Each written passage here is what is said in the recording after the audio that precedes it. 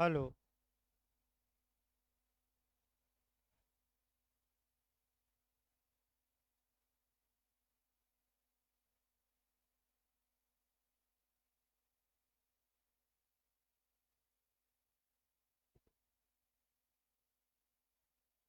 देखिए, आपका जूरिस्प्रूडेंस चल रहा था और जूरिस्प्रूडेंस में या विधि शास्त्र में फिर एक बार कंसेप्ट बना दीजिए।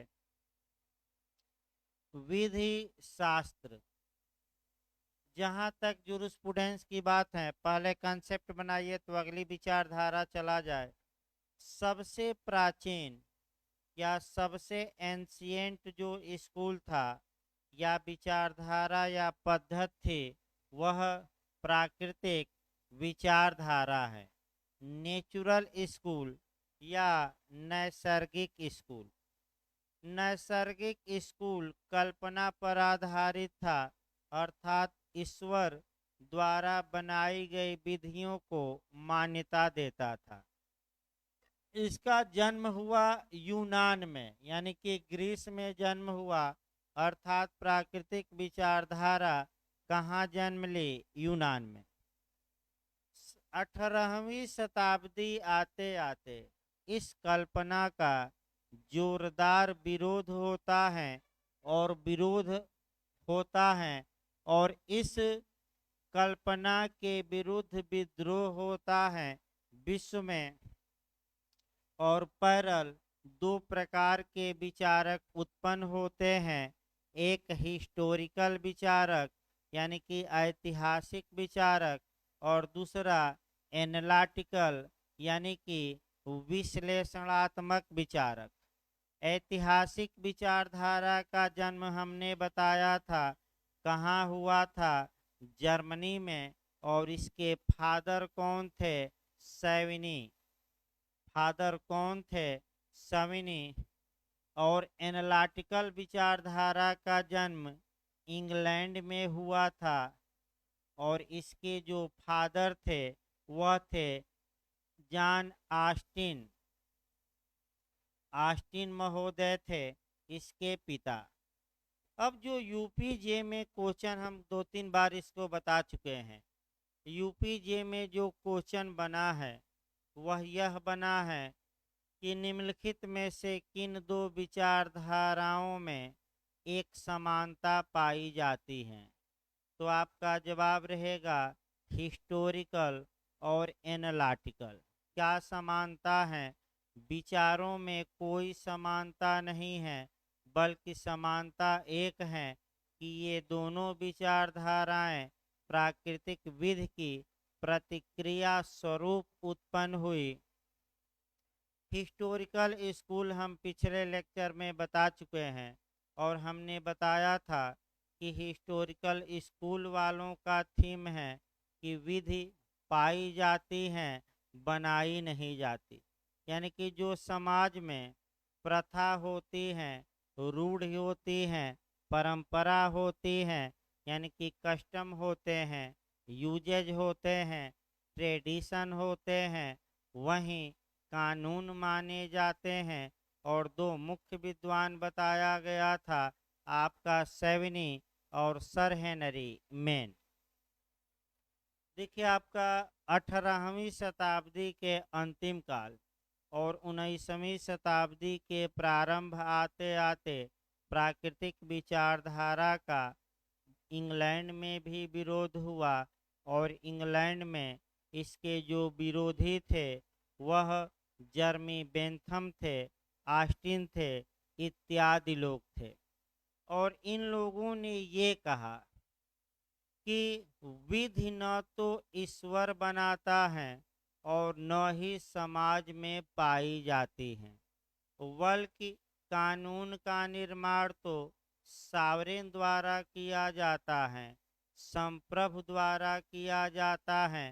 कानून जानबूझकर बनाया जाता है, पाया नहीं जाता। तो अगला क्वेश्चन आपका ये बन सकता है नया, कि किस विचारधारा का थीम है कि ला या विधि बनाई जाती है, पाई नहीं जाती? तो आपका जवाब रहेगा एनालिटिकल विचारधारा या प्रमाणवादी विचारधारा, और इसी विचारधारा को हमें देखना है। यानी कि अब हमें जो तीसरा स्कूल चलना है वह स्कूल कौन सा चलना है? एनालिटिकल स्कूल, यानी कि विश्लेषणात्मक विचारधारा, इसको चलना है। और सबसे पहले विश्लेषणात्मक विचारधारा को बंटवारा भी कर लेना है। इसे 3 भागों में बांटा गया है, और प्रमाणवादी या विश्लेषणात्मक फर्स्ट, विश्लेषणात्मक सेकंड और विश्लेषणात्मक थर्ड, 3 भागों में इसे बांटकर पढ़ा जाता है। आइए पहले 3 भाग हम बांट देते हैं और इसको अच्छे से बता देते हैं, तब इस विचारधारा को शुरू किया जाए। नामों पर चर्चा, आप कामों पर चर्चा की जाएगी, लेकिन यहाँ से भी आपका क्वेश्चन बना है। प्रमाणवादी या विश्लेषणात्मक विचारधारा को 3 वर्गों में बांटा गया है। पहला वर्ग या क्लास है प्रमाणवादी फर्स्ट। जहाँ तक प्रमाणवादी फर्स्ट की बात है, प्रमाणवादी फर्स्ट में कौन कौन से विद्वान आते हैं? तो वह विद्वान है जर्मी बेंथम, दूसरा विद्वान है आपका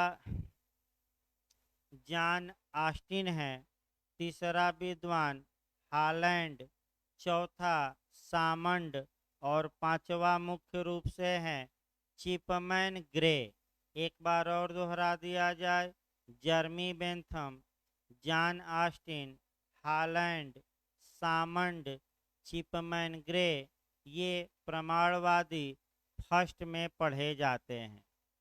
प्रमाणवादी सेकंड में जहाँ तक बात है, मुख्य रूप से हेंस केल्सन आते हैं, और यह ऑस्ट्रिया में उत्पन्न हुए वियना विचारधारा भी कही जाती है इसे। तो प्रमाणवादी आपका सेकंड में कौन पढ़ना है? हेंस केल्सन। जो प्रमाणवादी थर्ड में है वह हार्ट महोदय आएंगे, यानी कि प्रोफेसर HLA हार्ट आएंगे।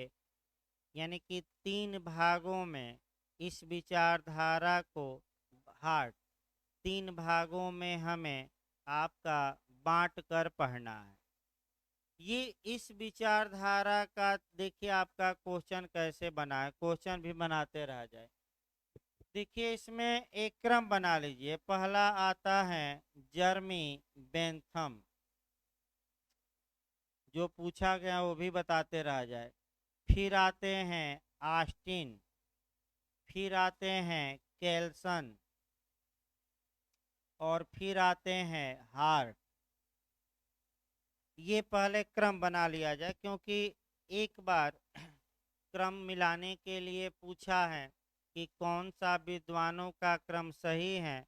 तो फिर एक बार हम बता रहे हैं, जर्मी बेंथम, उसके बाद मुख्य रूप से ऑस्टिन आते हैं, उसके बाद मुख्य रूप से हेंस केल्सन आते हैं, और उसके बाद मुख्य रूप से आपका आते हैं हार्ट महोदय। अब जो यूपीजे में क्वेश्चन बना है यहाँ से, वह एक क्वेश्चन ये बना है कि हेंस केल्सन किससे एक कदम आगे माने जाते हैं? तो जो चेला या शिष्य होगा वह गुरु से एक कदम हमेशा आगे माना जाएगा। उदाहरण देख लीजिए, आपका राजनीति में भी उदाहरण मिलता है।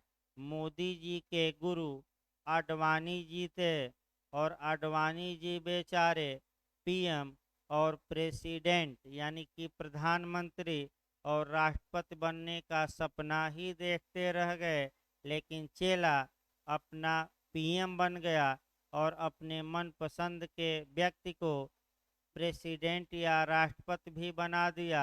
यानी कि चेला गुरु से एक कदम क्या निकला आगे। दूसरा उदाहरण आपका केजरीवाल जी का देख सकते हैं। अन्ना हजारे उनके गुरु थे और गुरु को हटाकर केजरीवाल एक कदम आगे निकल गए, गुरु वहीं रह गए और चेला चीनी हो गया, यानी कि गुरु गुड़ रहे, चेला चीनी हो गया और सीएम बन गया दिल्ली का। तो जैसे ही पूछे कि कौन किससे एक कदम आगे हैं, तो चार्ट याद रखिए। जर्मी बेंथम के चेले ऑस्टिन थे, तो ऑस्टिन किससे एक कदम आगे होगा? जर्मी बेंथम से। ऑस्टिन का चेला कौन था? केल्सन। तो केल्सन किससे एक कदम आगे माने जाते हैं? ऑस्टिन से। और हार्ट किसका चेला था? केल्सन से।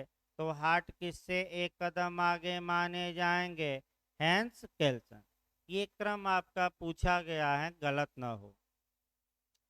दूसरा क्वेश्चन आपका ये बना है कि किस समय जो ये एनालिटिकल स्कूल हैं अपने गोल्डन एज में था, चरमोत्कर्ष पर था, यानी कि गोल्डन एज किसको माना जाता है? तो जो ये प्रमाणवादी सेकेंड में जो ये हैंस केल्सन आएंगे, इस समय आपका एनालिटिकल स्कूल अपने चरमोत्कर्ष पर था, अर्थात इसका गोल्डन एज माना जाता है। किसके काल में? हैंस केल्सन। किस प्रमाणवादी? किस में? फर्स्ट की, सेकंड की, थर्ड? सेकंड। तीसरा क्वेश्चन जो यूपीजे में पिछली बार 2 क्वेश्चन आया था, विधि और नैतिकता, लॉ एंड मोरालिटी पर आया था। तो विधि और नैतिकता की बातें कौन विद्वान करेगा? Professor HLA heart. 2 क्वेश्चन पिछली बार आया था और विधि और नैतिकता को अच्छे से बताना है। एक क्वेश्चन देख रहा हूं मैं, लगातार यूपीजे बना रहा है। तो आपका विधि और नैतिकता किसकी देन है? हार्ट की। अब आइए, एनालिटिकल विचारधारा का जन्म कराया जाए, फिर इसकी विशेषताएं बताई जाएं और विशेषताएं बताने के बाद आपका कह सकते हैं कि कुछ अन्य बातें बताई जाए और विद्वानों का चला जाए। सबसे पहले जर्मी बेंथम, फिर कौन सा? ऑस्टिन, और बताया जाए। यहाँ से निश्चित रूप से आपका 2 क्वेश्चन या 3 क्वेश्चन बनता है। सबसे महत्वपूर्ण विचारधारा चल रही है, ये भी ध्यान रखिए। तो हमें इसमें पढ़ना क्या है, थोड़ा एक लाइन बता दिया जाए।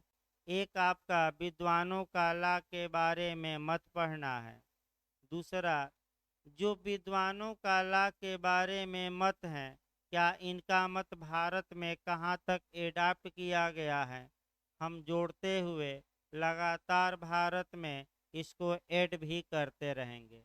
यानी कि भारतीय कानून में क्या इनके विचारों का समावेश है कि नहीं है, और कैसे हैं, इसको एप्लीकेशन भी हम बताएंगे। लेकिन आइए एनालिटिकल विचारधारा की शुरुआत किया जाए। एनालिटिकल विचारधारा को अन्य नामों से भी जाना जाता है। अगर आपका दे दे प्रमाणवादी विचारधारा, घबराना नहीं है, तब भी एनालिटिकल ही हुआ। अगर दे दे इम्परेटिव, यानी कि आज्ञापक विचारधारा, इम्परेटिव स्कूल, किसको कहा जाता है? एनालिटिकल को। अगर ये दे दे समादेशात्मक विचारधारा, कमांड वाली, तब भी क्या मारेंगे? आपका विश्लेषणात्मक। अब आइए, विश्लेषणात्मक विचारधारा का जन्म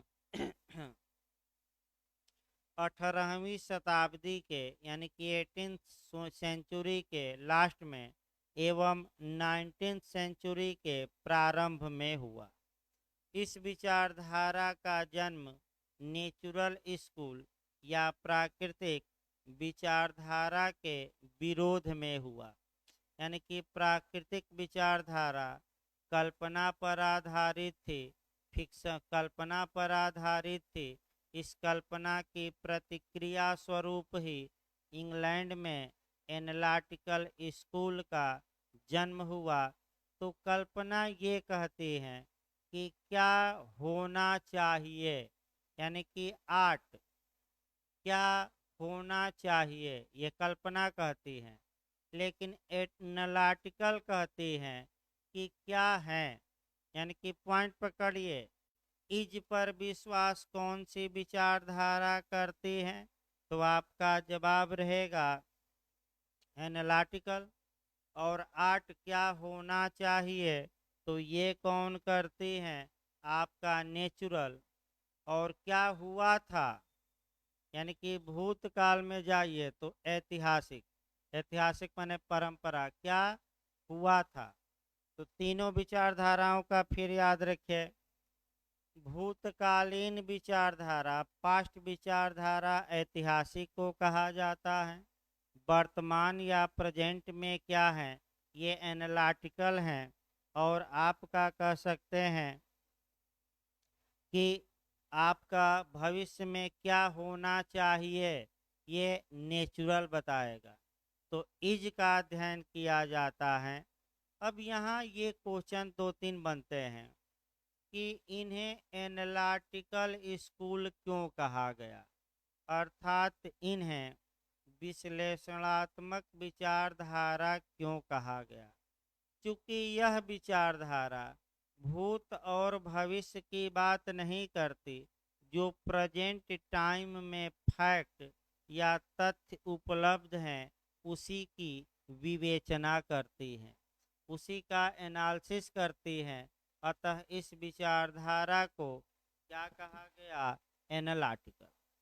दूसरा, प्रमाणवादी विचारधारा क्यों कहा गया, क्योंकि यह विचारधारा आपका तर्क पर, कल्पना पर आधारित नहीं है, बल्कि किस पर आधारित है, प्रमाण पर।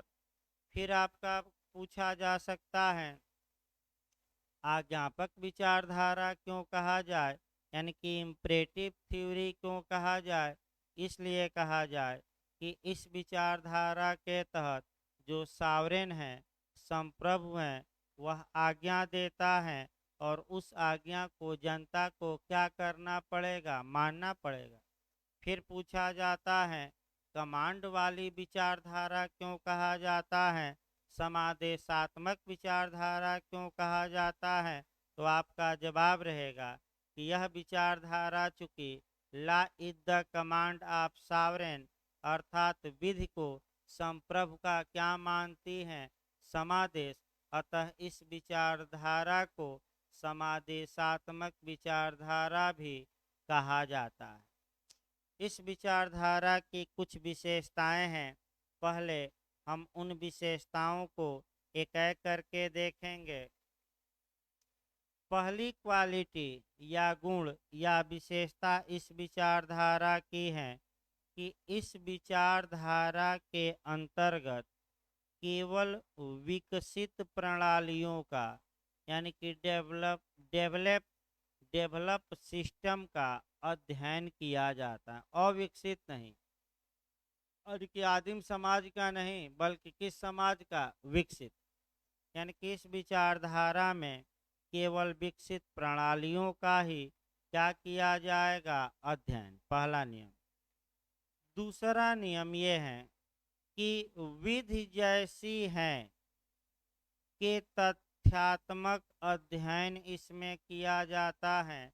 यानी कि विधि जैसी है, क्या मतलब ये हुआ कि जो ये इज है, इज मने है, अर्थात वर्तमान समय में, प्रेजेंट समय में कानून कैसा है, इसी का इस विचारधारा में अध्ययन किया जाएगा। भूतकाल में कैसा था, भविष्य काल में कैसा होना चाहिए, इस विचारधारा से इसका कोई मतलब नहीं। तीसरा देखिए, विधि की व्याख्या आपका कह सकते हैं कि न्यायिक निर्णयों एवं प्रशासनिक निर्धारण के लिए प्राधिकारी विषय के सामग्री के रूप में की जाती है। यानी कि जो ला का एक्सप्लेशन है, या जो विधि की व्याख्या है, ये विचारधारा ये मानती है कि न तो विधि ईश्वर बनाता है, न ही समाज बनाता है, बल्कि विधि का निर्माण तो सावरेन करते हैं या न्यायालय अपने जजमेंट द्वारा कानून का निर्माण करते हैं। यानी कि ये विचारधारा न्यायिक निर्णयों को विधि मानेगी और किसको मानेगी, सावरेन या संप्रभु को। ये अच्छे से तैयार रखना है। अगली विशेषता, विधि या ला विधि निर्माताओं द्वारा जानबूझकर निर्मित की जाती हैं, चाहे सचेतन विधायी कार्य द्वारा या न्यायिक कार्य द्वारा। इसका मतलब ये हुआ कि विधि न तो पाई जाती है, न भगवान बनाता है, बल्कि विधि का निर्माण तो जानबूझकर किया जाता है। और किसके द्वारा किया जाता है, या तो आपका सावरेन या संप्रभु द्वारा या न्यायपालिका द्वारा, दो ही द्वारा। अगली विशेषता ये कहते हैं कि विधि के पीछे, यानी कि विधि का पालन या विधि के पीछे जो वास्तविक दबाव होता है, वह राज्य द्वारा की लागू किया जाने वाला सेंसन या अनुशास्त्री होता है। इसका मतलब ये हुआ कि यह विचारधारा मुख्य रूप से इस बात को प्रश्रय देगी कि जो कानून न्यायपालिका या हमारी संसद या संप्रभु ने बनाया है, वह उस कानून का पालन लोग किस प्रेशर में करते हैं, किस दबाव में करते हैं। तो भगवान के डर के कारण नहीं और आपका समाज के डर के कारण नहीं, बल्कि ये जो संप्रभु द्वारा लगाया गया सेंसन है, सेंसन माने अनुशास्त्री, अनुशास्त्री मतलब शास्त्री, यानी कि जुर्माना, प्रतिकर, मृत्युदंड, दंड, कुर्की इत्यादि, इसको हम क्या कहते हैं, सेंसन, अनुशास्त्री। तो ये जो प्रेशर है संप्रभु का कि पालन करो नहीं तो मैं तुम्हें क्या दूंगा, दंडित करूंगा, इसलिए लोग कानून का पालन करते हैं। अर्थात इसका मतलब ये हुआ कि विधि का पालन लोग भयवश करते हैं। और किसके भयवश, संप्रभु के भयवश। और जो व्यक्ति कानून का वायलेशन करता है, ये जो सावरेन है आपका, इसके लिए कोर्ट की स्थापना किया है। और कोर्ट ऐसे व्यक्तियों को सेंसन देता है, अनुशास्त्री देता है, दंड देता है। कौन देगा, कोर्ट। वर्तमान में काफी भारत में मिलेगा, ये आगे देखा जाए। ये विचारधारा, अगला इसका थीम है कि विधि और नैतिकता में अंतर होता है, यानी कि लॉ और मोरालिटी में अंतर होता है। और विधि को नैतिक, विधि में से जो मोरालिटी या नैतिकता की बातें हैं उन्हें हटा देना चाहिए। और ये सबसे अच्छा काम हेंस केल्सन ने किया, ग्रैंड नॉर्म देकर, मूल मानक देकर बताया जाएगा। हेंस केल्सन ने ही कहा कि जिस प्रकार 2+2=4 सेट है, 5 नहीं हो सकता, उसी प्रकार कानून में, आपका नैतिक कानून में से जो अन्य ये शास्त्र हैं, यानी कि आपका अर्थशास्त्र है, नैतिक शास्त्र है, इसको क्या करिए सबको, और सबको जब बाहर कर देंगे और जो बातें बचेंगी वह विज्ञान की तरह कानून में क्या होंगी, प्योर होंगी। यानी कि नैतिकता को पूरी तरह हटाइए, हेंस केल्सन पूरा समर्थन करते हैं, और तब जाकर जो कानून बचेगा वह क्या होगा, विज्ञान की तरह प्योर होगा। फिर आपका अगला, आपका यह विचारधारा भूतकाल और भविष्यकाल के बारे में कोई विचार नहीं करती। यानी कि क्या था और भविष्य में क्या होना चाहिए, इससे इसका मतलब नहीं है। वर्तमान में क्या है उसी का ये एनालिसिस करेगी, उसी का क्या करेगी, विश्लेषण। इसके बाद आपका यह विचारधारा ये मानती है कि साक्ष्य और साक्ष्य यानी कि एविडेंस, तर्क यानी कि आपका रीजन, और आपका परीक्षण पर जो आधारित निर्णय होते हैं वह अच्छे होते हैं। इसका मतलब ये हुआ कि साक्ष्य के आधार पर निर्णय दीजिए, तर्क के आधार पर दीजिए, परीक्षण के आधार पर दीजिए, कल्पना के आधार पर न दीजिए, क्योंकि ये निर्णय अच्छे माने जाते हैं। यानी कि कुल मिलाकर लास्ट में ये आया कि इनके अनुसार विधि जानबूझकर बनाई जाती हैं, समाज में पाई नहीं जाती। और विधि बनाने का कार्य या तो सावरेन का है, संप्रभु का है, हम बताएंगे सावरेन को डिटेल में, या न्यायालय बनाते हैं अपने क्या देकर, जजमेंट देकर। इस प्रकार ये जो विचारधारा का थीम था वह बताया गया। अब हम शुरू करते हैं। चूँकि यह विचारधारा 3 वर्गों में बांटी गई है, तो हम शुरू करते हैं एनालिटिकल फर्स्ट। जहाँ तक विश्लेषणात्मकवादी फर्स्ट की बात है, प्रमाणवादी फर्स्ट की बात है, इसमें कौन कौन विद्वान आते हैं पहले ये हम कर लेते हैं। तो कौन कौन विद्वान इसमें आएंगे प्रमाणवादी फर्स्ट में, तो जर्मी बेंथम पहले आएंगे, फिर कौन आएंगे, ऑस्टिन आएंगे, फिर कौन आएंगे, सामंड आएंगे, फिर कौन आएंगे, लैंड आएंगे, और अंत में कौन आएंगे, चिपमैन ग्रे। रट कर जाइएगा इसको, चिपमैन ग्रे आएंगे। तो सबसे पहले हम जर्मी बेंथम को उठाते हैं। जहाँ तक जर्मी बेंथम की बात है, जर्मी बेंथम समादेश के सिद्धांत के संस्थापक माने जाते हैं। देखिए आपका अब एक क्वेश्चन और यूपीजे में बन रहा है, उसको हम देखें। जर्मी बेंथम शुरू करते हैं, यहीं से क्वेश्चन भी बनाते हैं।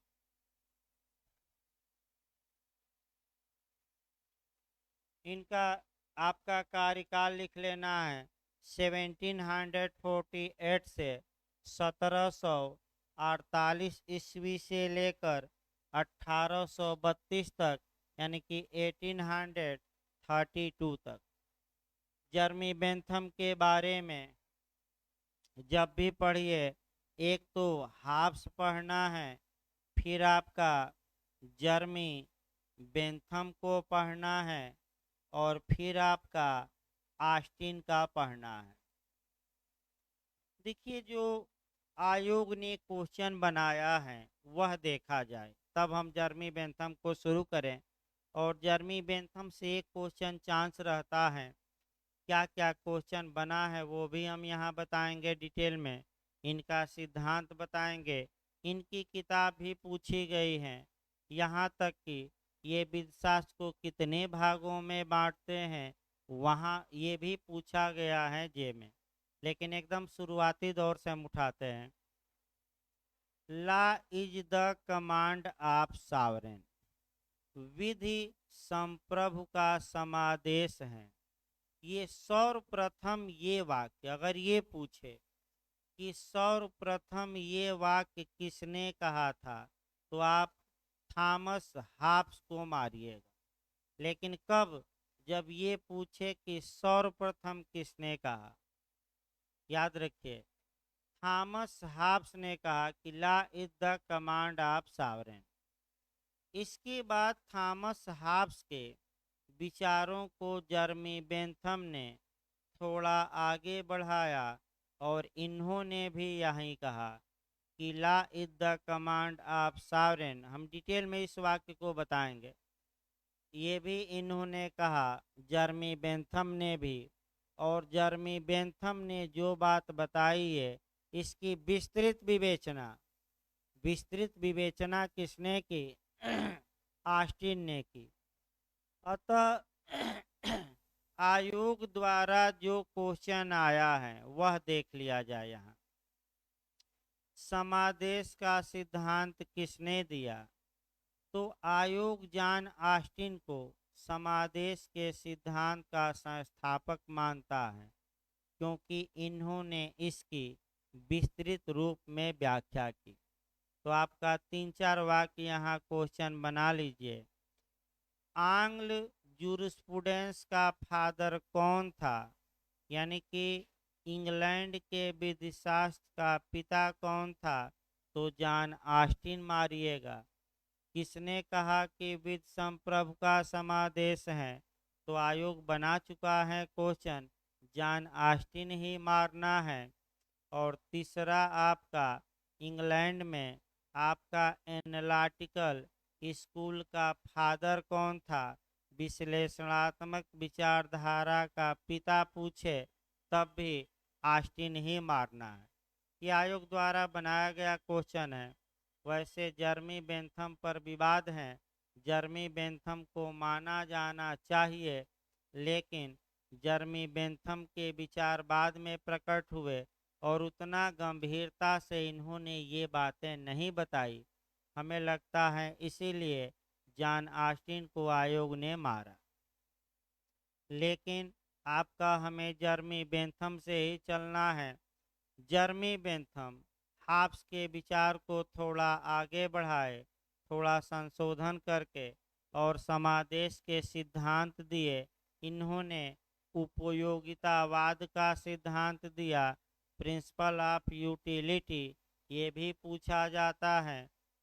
देखिए आपका जर्मी बेंथम प्राकृतिक विधि के अस्तित्व को इनकार करते हैं। यानी कि ये कहते हैं कि नेचुरल लॉ जैसे कोई लॉ नहीं है।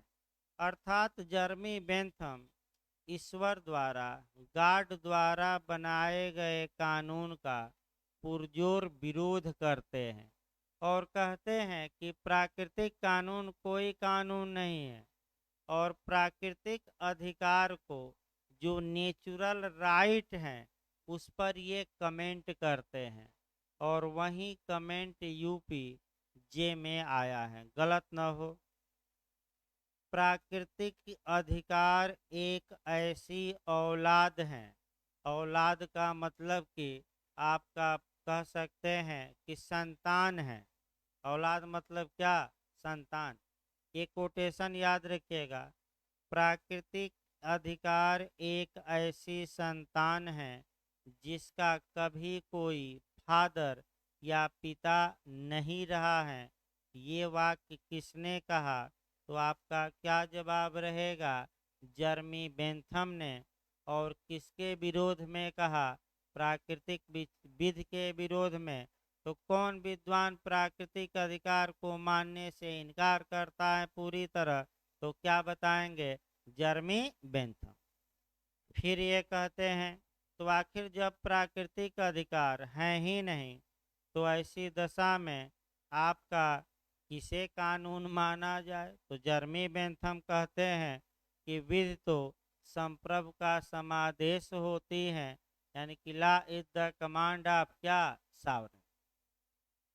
इन्होंने आपका कह सकते हैं कि विधि के बारे में जो न्यायालय द्वारा निर्णय दिए जाते हैं उस पर भी इन्होंने कमेंट किया।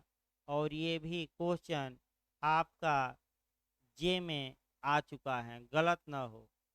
डाग लॉ की अवधारणा किसने दी? याद रखिएगा, यही डायरेक्ट पूछा गया है। डाग लॉ, तो डाग लॉ जैसे ही आए तो डाग लॉ की अवधारणा किसने प्रस्तुत की? जर्मी बेंथम ने की। फिर अगला मॉडल ये बन सकता है कि ये डाग लॉ या कुत्तों की विधि ये किससे रिलेटेड हैं? तो अगर संबंधित पूछे तो कौन विद्वान दिया? जर्मी बेंथम। किससे संबंधित हैं? तो जुडिशियल प्रेसिडेंट से, यानी कि न्यायिक पूर्व निर्णय से, अर्थात उर्दू में नजीर कहा जाता है। क्या कहा जाता है? नजीर, न्यायिक पूर्व निर्णय। इसके बाद आपका व्याख्या इसकी हल्का सा कर दी जाए। जर्मी बेंथम का ये मानना था कि जिस प्रकार समाज में कोई व्यक्ति आपका अगर ये पूछा जाए समाज में कि क्या आप अपने कुत्ते के लिए कानून बनाए हैं, तो प्रत्येक मालिक कुत्ते का कहता है कि हम अपने कुत्ते के लिए कानून नहीं बनाते, नहीं बनाए हैं। उसी प्रकार न्यायाधीश हैं, वह उनसे अगर पूछा जाए कि आप विधि की व्याख्या करते हैं कि विधि का सृजन करते हैं, यानी कि कानून को एक्सप्लेन करते हैं कि कानून को क्रिएट करते हैं, तो न्यायाधीश हमेशा कहेंगे कि कानून का निर्माण करना तो लेजिस्लेचर का कार्य है, हम तो उनके द्वारा बनाए गए कानून की केवल क्या करते हैं? व्याख्या। लेकिन जर्मी बेंथम यही सतर्क रहना है। न्यायाधीश व्याख्या करते करते चोरी चोरी चुपके चुपके कानून भी बना देते हैं। किस तरह? जैसे कि कोई व्यक्ति कहता है कि हम कुत्तों के लिए कानून नहीं बनाते, लेकिन कुत्तों के लिए चोरी छुपे नियम बना देता है। उसी प्रकार न्यायाधीश भी करते हैं। अगला आइए इनकी देखा जाए। जर्मी बेंथम ने किताब लिखी, खूब पूछा जाता है आपका। देखिए इसको आपका भाई बता दिया जाए, सोमवार को पढ़ाया जाएगा, यानी कि आपका मंडे को जर्मी बेंथम थोड़ा बहुत बचा है। फिर ऑस्टिन, ऑस्टिन से आपका क्वेश्चन ज़्यादा बनता है। एक क्वेश्चन या अधिकतम 2 क्वेश्चन बन सकते हैं। तो ये मंडे को अब क्लास चलेगा। धन्यवाद।